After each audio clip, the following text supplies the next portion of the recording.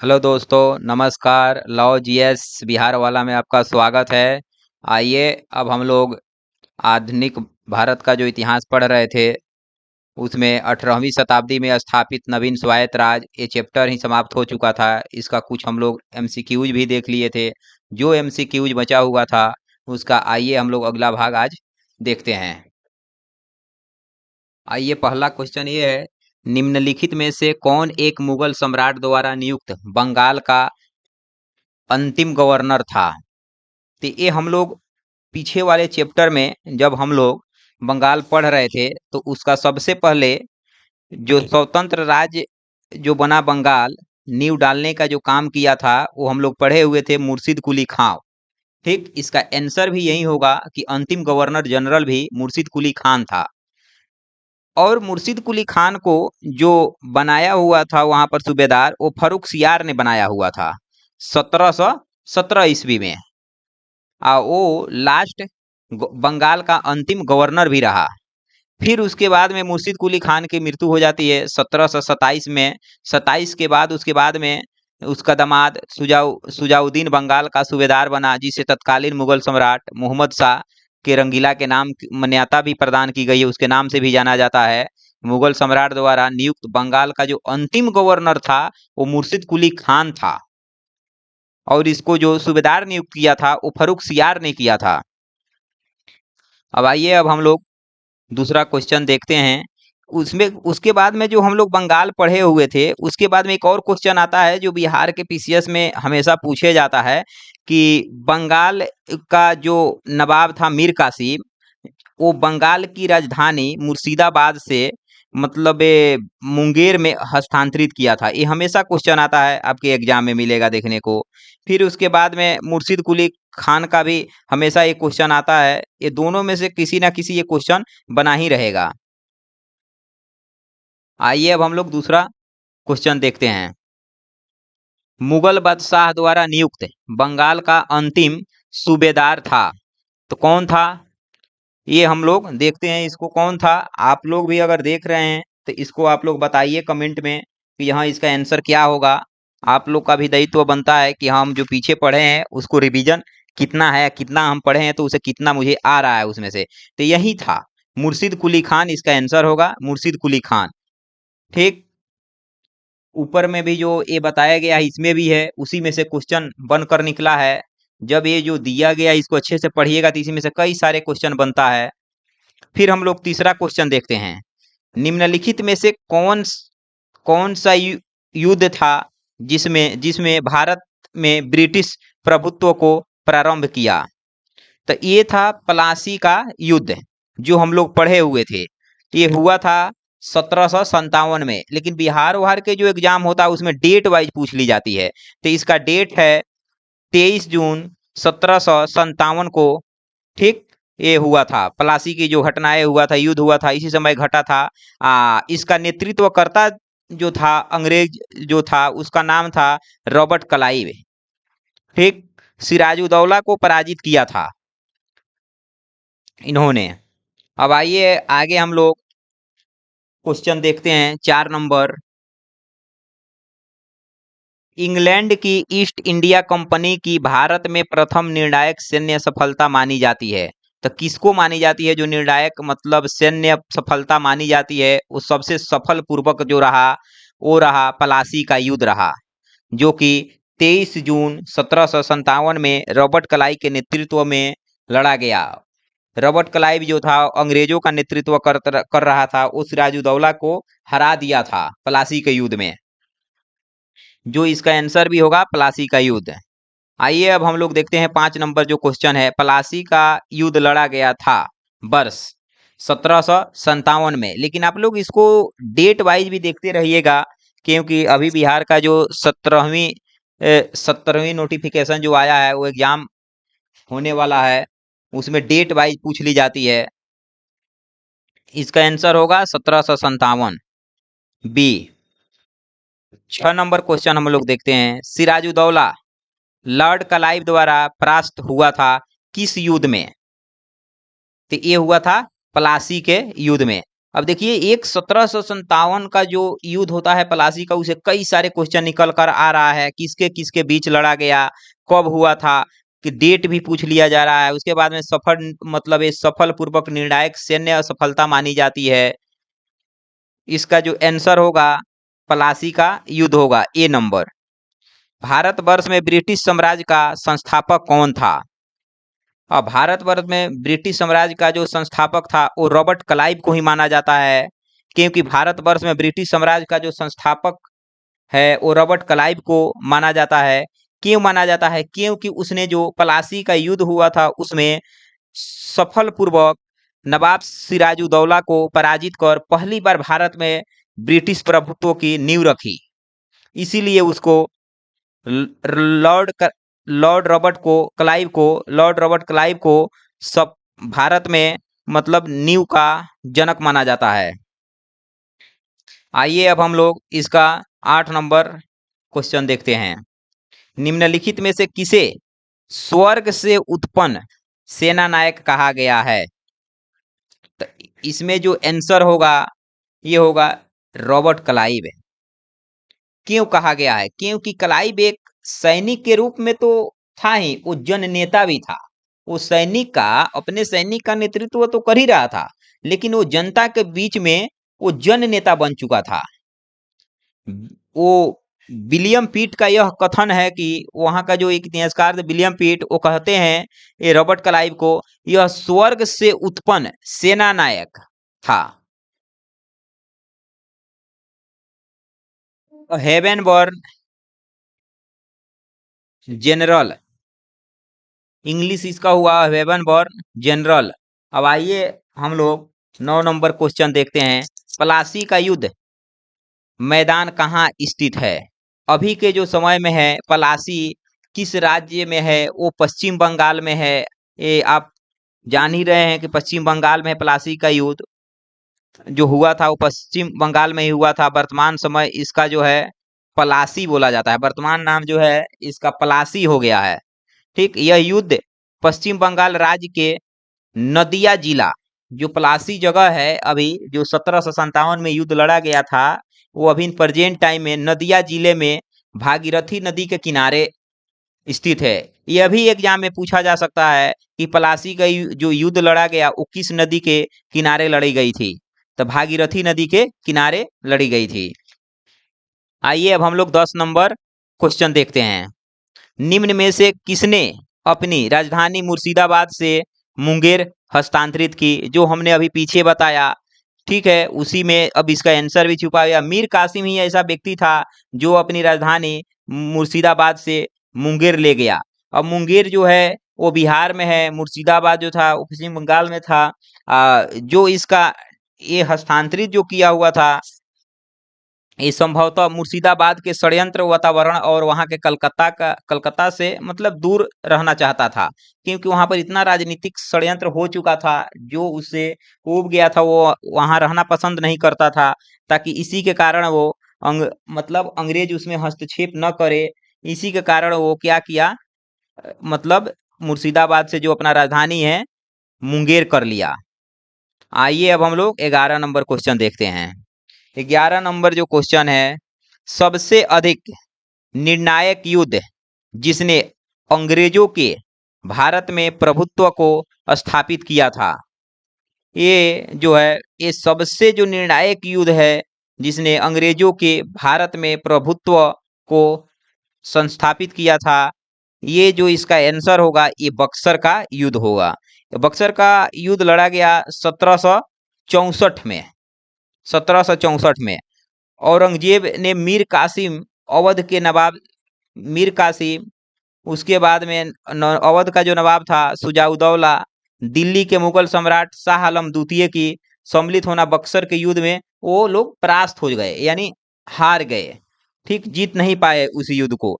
इस युद्ध में अंग्रेज की जो कमान संभाल रहा था वो मेजर था हेक्टर मुनरो के हाथ में था। और प्लासी का जो मतलब अंग्रेजों के युद्ध, अंग्रेजों की ओर से जो नेतृत्व करता था प्लासी का युद्ध, वो था रॉबर्ट क्लाइव। और उसके बाद में जो बक्सर के युद्ध का जो नेतृत्व करता था वो था कौन? Major Hector Munro. इसी बीच एक संधि हुई थी जिस संधि का नाम था इलाहाबाद संधि। बक्सर युद्ध के पश्चात लॉर्ड क्लाइव तथा मुगल सम्राट शाह आलम द्वितीय के बीच एक जो संधि होती है उस संधि का नाम इलाहाबाद संधि के नाम से जाना जाता है। जो संधि होता है 12 अगस्त 1765 ईस्वी को, ठीक, जिसमें होता क्या है कि बिहार, बंगाल एवं उड़ीसा की दीवानी प्राप्त हो जाती है। आइए अब हम लोग नेक्स्ट क्वेश्चन देखते हैं, 12 नंबर। अंग्रेजी ईस्ट इंडिया कंपनी के द्वारा लड़े गए निम्नलिखित युद्धों में से कौन सा सर्वाधिक निर्णायक युद्ध था? तो इसका आंसर होगा बक्सर की लड़ाई। नेक्स्ट क्वेश्चन देखते हैं, 13 नंबर। निम्नलिखित में से कौन सा युद्ध भारत में अंग्रेजों के आधिपत्य की स्थापना की दृष्टि से सबसे महत्वपूर्ण समझा जाता है? ये भी आंसर इसका जो होगा वो ए नंबर होगा, बक्सर। भारत के युद्ध के समय दिल्ली का शासक कौन था? जो भारत का जो बक्सर का युद्ध हो रहा था उस समय दिल्ली का जो शासक था वो कौन बैठा हुआ था? वो बैठा हुआ था 14 नंबर जो क्वेश्चन का आंसर होगा वो शाह आलम द्वितीय बैठा हुआ था। आइए हम लोग 15 नंबर क्वेश्चन देखते हैं। बक्सर की लड़ाई के समय बंगाल का नवाब कौन था? बक्सर की जब लड़ाई हो रहा था उस समय बंगाल का नवाब जो था वो मीर जाफर था। बक्सर के युद्ध के समय बंगाल का जो नवाब था वो कौन था? मीर जाफर। फिर हम लोग 16 नंबर क्वेश्चन देखते हैं। बक्सर की लड़ाई के बाद किस संधि पर हस्ताक्षर किए गए? जो अभी हम बताए हैं पीछे पीछे में जो संधि हुआ वो इलाहाबाद की संधि थी। इसका आंसर यही होगा, इलाहाबाद की संधि, ए नंबर, जो कि ये संधि हुई थी 1765 ईस्वी में। आइए 17 नंबर क्वेश्चन देखते हैं। निम्नलिखित में से किस एक शासक ने ईस्ट इंडिया कंपनी को दीवानी प्रदान की थी? वह था, तो जो इसका आंसर होगा शाह आलम द्वितीय, जो कि बक्सर के समय जो दिल्ली के शासक था वो शाह आलम द्वितीय ही था। ठीक, इसमें भी जो इसका आंसर होगा सी नंबर होगा कि निम्नलिखित में से किस शासक ने ईस्ट इंडिया कंपनी को दीवानी प्रदान की थी? वह था शाह आलम द्वितीय। ये होता एक्चुअल में क्या है कि जो इलाहाबाद की प्रथम संधि होती है 1765 के तहत, तो मुगल बादशाह जो रहता है शाह आलम द्वितीय ने कंपनी को बंगाल, बिहार और उड़ीसा दीवानी अस्थायी रूप से दे दी तथा इलाहाबाद की द्वितीय संधि, इलाहाबाद की जो द्वितीय संधि है, पहला संधि 12 अगस्त 1765 को होता है, द्वितीय संधि जो होता है वो होता है 16 अगस्त 1765 के तहत होता है। फिर उसके बाद में जो अवध के नवाब होता है सुजाउद्दौला, वो इलाहाबाद और कड़ा के जो इलाहाबाद और कड़ा के जो जिला होता है, इलाहाबाद में ही कड़ा का जो जिले हैं, मुगल बादशाह शाह आलम द्वितीय को देने के बाद देने की वादा किया था, लेकिन दे नहीं पाता है। इस समय Robert Clive east India company की तरफ से बंगाल का गवर्नर था। शाह आलम द्वितीय का संपूर्ण जीवन आपदाओं से ग्रस्त रहा। उसे 1728 में अंधा कर दिया गया। शाह आलम द्वितीय के समय जो 1803 में दिल्ली पर अंग्रेजों का अधिकार हो गया, 1803 में दिल्ली पर अंग्रेजों का फिर से अधिकार हो गया। शाह आलम द्वितीय तथा उसके उत्तराधिकारी अकबर द्वितीय और बहादुर शाह द्वितीय ईस्ट इंडिया कंपनी के पेंशन भोगी मात्र बनकर रह जाते हैं, जो कि कुछ कर ही नहीं पाते हैं। आइए अब हम लोग अगला क्वेश्चन देखते हैं, 18 नंबर। 1765 ईस्वी में ईस्ट इंडिया कंपनी को बंगाल की दीवानी किसने प्रदान की थी? तो जो इसका आंसर होगा वो होगा मुगल सम्राट ने ही दीवानी प्रदान की थी। 19 नंबर क्वेश्चन देखते हैं अब हम लोग। किस गवर्नर के कार्यकाल में ईस्ट इंडिया कंपनी को शाह शाह शाह आलम द्वारा बंगाल, बिहार तथा उड़ीसा में दीवानी अधिकार दिए गए? तो जो इसका आंसर होगा लॉर्ड क्लाइव के समय में। ये लॉर्ड क्लाइव जो था ये 1757 का जो युद्ध हुआ था उसमें प्लासी का, वही ये लॉर्ड क्लाइव है। फिर आइए अब हम लोग 20 नंबर क्वेश्चन देखते हैं। सम्राट शाह आलम द्वितीय ने ईस्ट इंडिया कंपनी को बंगाल तथा बिहार तथा उड़ीसा की दीवानी प्रदान की। तो 12 अगस्त 1765 को। यही जो ए, उड़ीसा का, जो बिहार का, बंगाल का जो दीवानी प्राप्त हुआ था 12 अगस्त 1765 को, इसी समय जो संधि हुआ था, इलाहाबाद का प्रथम संधि हुई थी। आइए अब हम लोग 21 नंबर क्वेश्चन देखते हैं। इलाहाबाद की संधि के बाद रॉबर्ट क्लाइव ने मुर्शिदाबाद का उप दीवान किसे बनाया था? तो उप दीवान जो बनाया था मोहम्मद रजा खान को बनाया था। इसका ए नंबर आंसर होगा। आइए अब हम लोग 22 नंबर क्वेश्चन देखते हैं।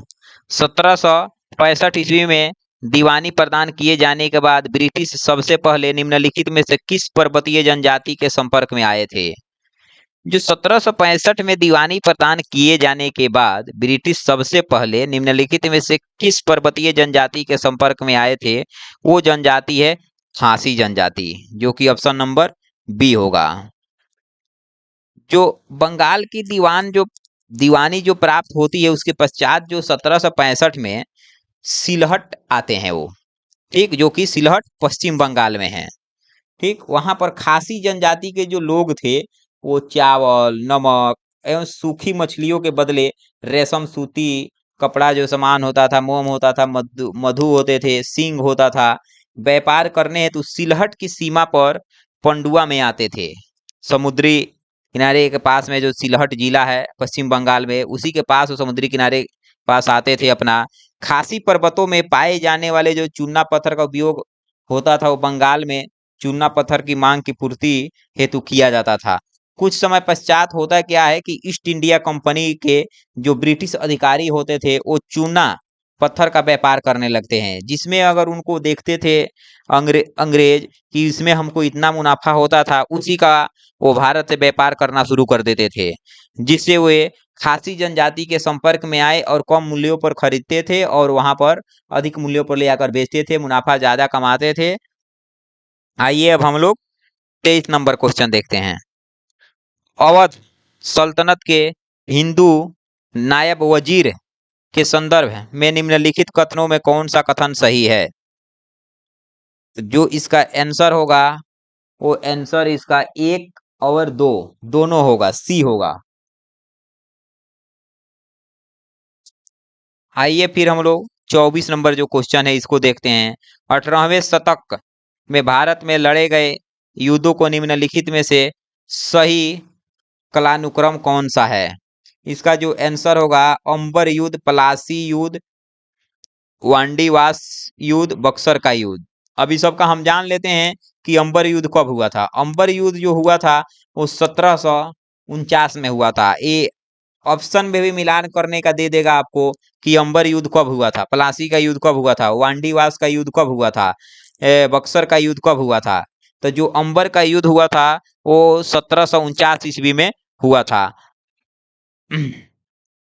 किनके किनके बीच हुआ था? मुजफ्फर जंग, चंदा साहब तथा फ्रांसीसियों के संयुक्त सेनाओं के बेलूर समीप अंबर, जो अभी वर्तमान नाम है अंबूर नामक स्थान पर कर्नाटक के नवाब, वहीं पर जो होता है अनवरुद्दीन को पराजित कर उसकी हत्या कर दी गई, वहीं पर ये मतलब अंबर युद्ध। अंबर युद्ध का जो जगह आएगा वो आएगा कर्नाटक में होता है। फिर हम लोग देखते हैं पलासी का युद्ध कब होता है? 1757। ये पलासी है कहाँ? पश्चिम बंगाल में है। ठीक, पलासी का युद्ध हम लोग पढ़ ही चुके हैं। उसके बाद में वांडीवास का जो युद्ध होता है 1760 में, एग्जाम में कई बार पूछा गया है। पलासी का युद्ध और वांडीवास का युद्ध 1760 में होता है, जनवरी में। ये भी मतलब अंग्रेजों तथा फ्रांसीसियों के मध्य होता है। फिर उसके बाद बक्सर का युद्ध 1764 में होता है, जो कि बक्सर बिहार में है।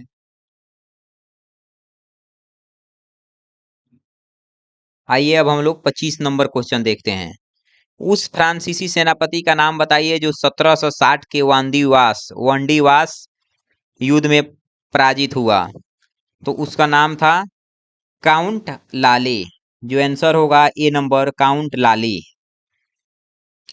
फिर वांडीवास के युद्ध 1760 में, मतलब किनके और किनके बीच मतलब होता है, वो होता है जो, आइए क्वेश्चन नंबर अगला जो है 26 में पूछा ही गया है कि वांडीवास के युद्ध 1760 में किनके किनके बीच होता है, तो ये होगा ब्रिटिश और फ्रेंच के बीच होता है, फ्रांसीसियों के बीच होता है।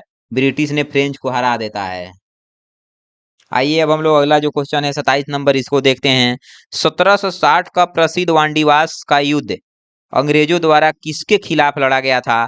तो अभी इसका आगे जो हम लोग पढ़े हैं वो बताए ही थे, ब्रिटिश और फ्रेंच के बीच हुआ था, यानी फ्रांसीसी इसका आंसर हो जाएगा ए नंबर। आइए अब हम लोग 28 नंबर क्वेश्चन देखते हैं। निम्नलिखित में से कौन सा युग्म सही सुमेलित है?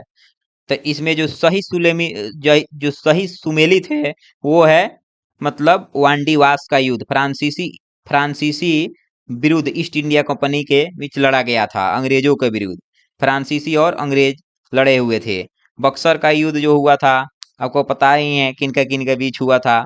तो जो रॉबर्ट क्लाइव था वो तो था प्लासी के युद्ध में था, ये तो ऐसे ही गलत हो गया। उसके बाद में चिलिया वाला का युद्ध, ये भी गलत है। खुर्दा का युद्ध, ये भी गलत है। हमको सही देखना था, तो इसका सही आंसर वांडीवास का युद्ध होगा। आइए अब हम लोग आइए अब हम लोग अगला जो है देखते हैं। जो पंजाब पंजाब जो पढ़े हुए थे, मैसूर पढ़े हुए थे, जो क्षेत्रीय राज हुआ करते थे, उसके अब हम लोग एमसीक्यूज देखते हैं। पहला जो इसमें क्वेश्चन है, रंजीत सिंह के राज्य में सम्मिलित था। तो रंजीत सिंह के राज्य में सम्मिलित था, तो क्या सम्मिलित था? तो श्रीनगर सम्मिलित था, जो इसका आंसर होगा डी, श्रीनगर सम्मिलित था। वो ये भी एक क्वेश्चन आता है कि मतलब वो रंजीत सिंह का जो जन्म हुआ था वो 13 नवंबर 1780 को हुआ था, लेकिन वो किस मतलब मिसल से थे? तो शुकर चकिया मिसल से थे। हम लोग पीछे भी इसको कर चुके हैं, आगे भी मिलेगा हम लोग को ऐसे क्वेश्चन। आइए अब हम लोग दूसरा क्वेश्चन देखते हैं। रंजीत सिंह का संबंध किस मिसल से था? जो क्वेश्चन मिल ही गया है अब, ये जो था शुकर चकिया मिसल से संबंधित था। फिर हम लोग 3 नंबर क्वेश्चन देखते हैं। रंजीत सिंह किस मिसल से संबंधित थे? शुकर चकिया से संबंधित थे। आइए अब हम लोग अगला क्वेश्चन देखते हैं। महाराजा रंजीत सिंह के राज्य की राजधानी थी। तो ये आप लोग को पीछे भी हम लोग पढ़ चुके थे कि राजा रंजीत सिंह की जो राज्य की राजधानी थी लाहौर में, जो अभी के समय में पाकिस्तान में है। आइए अब हम लोग अगला जो क्वेश्चन है वो देखते हैं। 5 नंबर, राजा रंजीत सिंह ने किस स्थान पर अदालत ए आला की स्थापना की थी?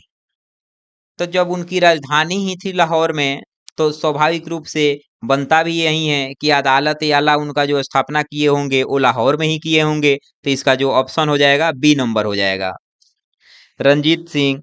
फिर अब हम लोग आते हैं अगला जो, एक प्रकार से जो अदालत ए आला था वो एक प्रकार से सर्वोच्च न्यायालय, मतलब सर्वोच्च अदालत हुआ करता था। जैसे अभी भारत का जो सर्वोच्च न्यायालय है, उच्चतम न्यायालय है, उसी प्रकार से उस समय हुआ करता था, जिसको बोला जाता था अदालत ए आला के नाम से जाना जाता था। वहीं उसमें अपना दरबार लगाते थे, देखते थे, न्याय दिलाते थे। वो जो उनकी राजधानी थी वहीं पर वो बनाए हुए थे अदालत ए आला। उसमें प्रधान न्यायाधीश थे, वो रजा ही थे वहां के, तो प्रधान न्यायाधीश थे, अपना राजधानी बनाए थे। आइए अब हम लोग अगला क्वेश्चन जो है इसको देखते हैं। 6 नंबर, अमृतसर की संधि महाराजा रंजीत सिंह और किनके बीच होता है? तो जो अमृतसर की संधि होता है वो महाराजा रंजीत सिंह और लॉर्ड मिंटो के बीच होता है। ठीक, ये इसका आंसर जो हो जाएगा डी नंबर हो जाएगा। जो बंगाल का तत्कालीन गवर्नर जनरल मिंटो के प्रथम तरफ से चार्ल्स मेटकॉफ तथा रंजीत सिंह के मध्य अमृतसर की संधि हुई, जिसकी निम्नलिखित प्रावधान थे। सतलज सतलज नदी दोनों के क्षेत्रों को पृथक करने वाली सीमा मान ली गई। ठीक, दूसरा जो था, दोनों ने एक दूसरे के प्रति मित्रता रखने का आश्वासन दिया। तीसरा जो है, इसका उल्लंघन करने पर अथवा मित्रता के सिद्धांतों को तोड़ने पर यह सिद्ध निष्प्रभावी समझी जाएगी, यानी गलत समझी जाएगी। कि जो हम लोग मैत्रीपूर्ण जो समझौता किए थे ये इसका गलत है। फिर आइए अब हम लोग 7 नंबर क्वेश्चन देखते हैं। रंजीत सिंह ने सुप्रसिद्ध कोहिनूर हीरा प्राप्त किया था, किससे किया हुआ था? ये क्वेश्चन कई बार पूछा जाता है, हर एग्जाम में आपको देखने को मिल जाएगा। ये जो कोहिनूर हीरा है ये रंजीत सिंह शाह सुजा से प्राप्त किया था, जो कि पंजाब के अहमद शाह अब्दाली के साम्राज्य का भाग था, परंतु 1773 में उसकी मृत्यु के पश्चात मुल्तान, कश्मीर इत्यादि छोटे छोटे भागों में छोड़कर शेष पर सिख मिसले का अधिकार हो जाता है। अब आइए अब हम लोग जो है अगला क्वेश्चन देखते हैं, वो है 8 नंबर। निम्नलिखित में से किसने कहा था कि ईश्वर की इच्छा थी कि मैं सब धर्मों को एक निगाह से देखूं, इसीलिए उसने दूसरी आंख की रोशनी ले ली? ये कोटेशन है, ये कौन बोला था? ये बोले हुए थे यही महाराजा रंजीत सिंह। आइए अब हम लोग अगला जो क्वेश्चन है जिसका आंसर है महाराजा रंजीत सिंह ही हो जाएगा। आइए अब हम लोग इसका अगला जो क्वेश्चन है देखते हैं 9 नंबर। महाराजा रंजीत सिंह के उत्तराधिकारी थे, महाराजा जो रंजीत सिंह थे उसके उत्तराधिकारी कौन होते हैं? तो ये होते हैं खड़क सिंह। 1700 जो आंसर होगा बी होगा खड़क सिंह।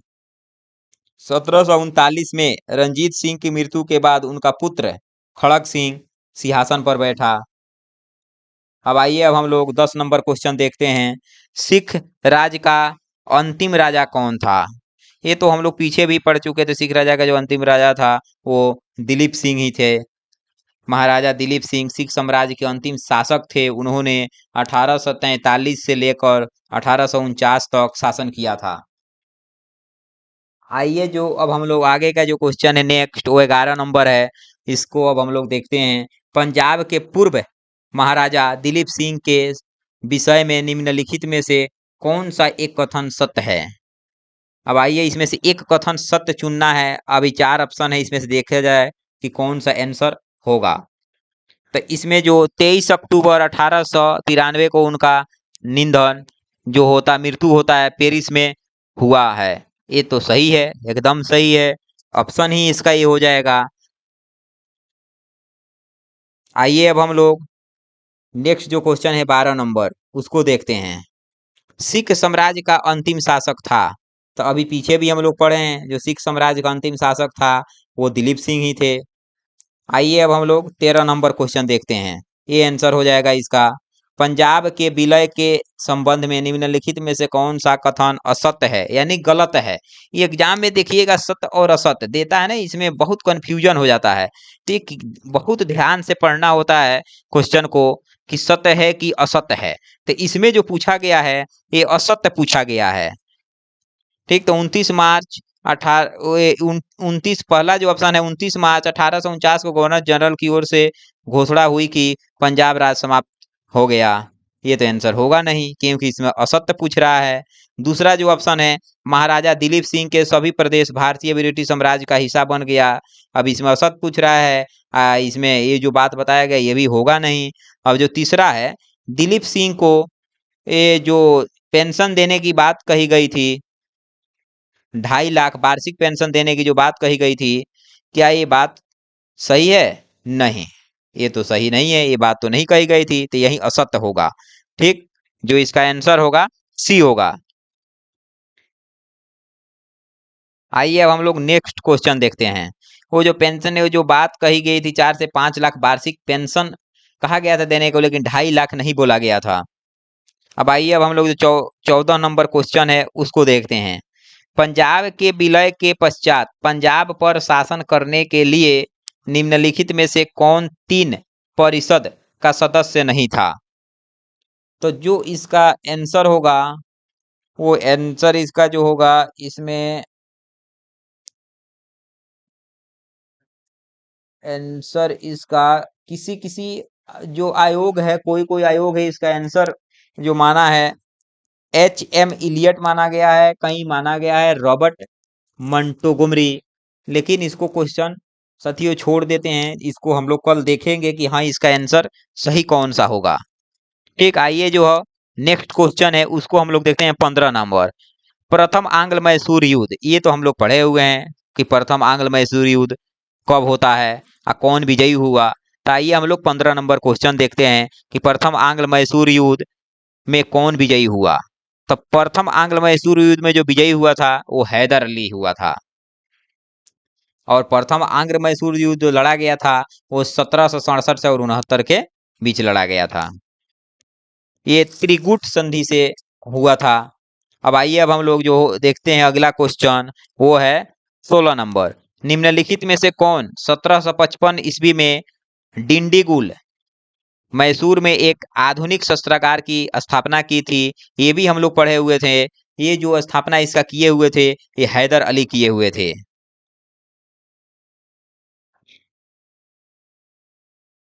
आइए अब हम लोग 17 नंबर क्वेश्चन देखते हैं। ब्रिटिश जनरल जिसने हैदर अली को पोर्टो पोर्टो नोवो के युद्ध में हराया वो कौन था। तो ये जो हराया था वो था ब्रिटिश सर आयर कुट, जो इसका आंसर होगा बी नंबर, सर आयर कुट वहीं हैदर अली को हराया हुआ था पोर्ट युद्ध में। आइए जो नेक्स्ट क्वेश्चन है उसको हम लोग देखते हैं 18 नंबर। टीपू सुल्तान ने अपनी राजधानी बनाई। तो टीपू सुल्तान ने जो अपनी राजधानी बनाई थी वो था श्रीरंगपट्टनम, अपनी राजधानी बनाई थी, जिसका आंसर हो जाएगा ए। आइए अब हम लोग 19 नंबर क्वेश्चन देखते हैं। निम्नलिखित भारतीय शासकों में से कौन था जिसने विदेशों में आधुनिक पद्धति से दूतावास स्थापित किए थे। तो इसका भी जो आंसर होगा वो डी नंबर हो जाएगा, टीपू सुल्तान ही थे जिन्होंने विदेशों में आधुनिक पद्धति से दूतावास स्थापित किए थे। आइए अब हम लोग 20 नंबर क्वेश्चन देखते हैं। टीपू सुल्तान ने ब्रिटिश सेना को 1780 ईस्वी में हराया था। कि तो किसको हराया था टीपू सुल्तान ने 1780 ईस्वी में ब्रिटिश सेना को। तो जिसका आंसर हो जाएगा वो हो जाएगा पुल्लीलूर, पुल्लीलूर में हराया था। ब्रिटिश सेना को 1780 ईस्वी में हराया था टीपू सुल्तान ने, कहाँ पर, पुल्लीलूर में। ठीक, अब आइए अब हम लोग जिसका आंसर बी हो जाएगा। आइए अब हम लोग जो नेक्स्ट क्वेश्चन है 21 नंबर, इसको देखते हैं। अंग्रेजों ने श्रीरंगपट्टनम की संधि किसके साथ की थी। तो जो इसका आंसर हो जाएगा वो हो जाएगा टीपू सुल्तान, सी नंबर।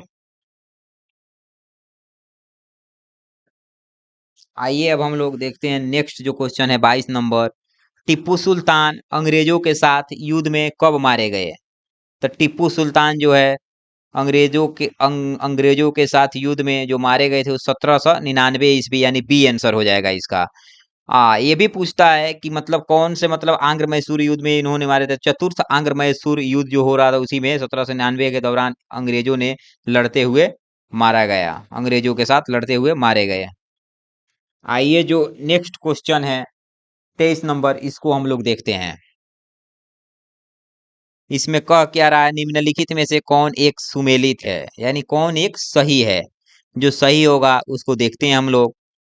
प्रथम आंग्ल मैसूर युद्ध, प्रथम आंग्र मैसूर युद्ध जो हुआ था वो हुआ था 1767 और 69 के बीच हुआ था।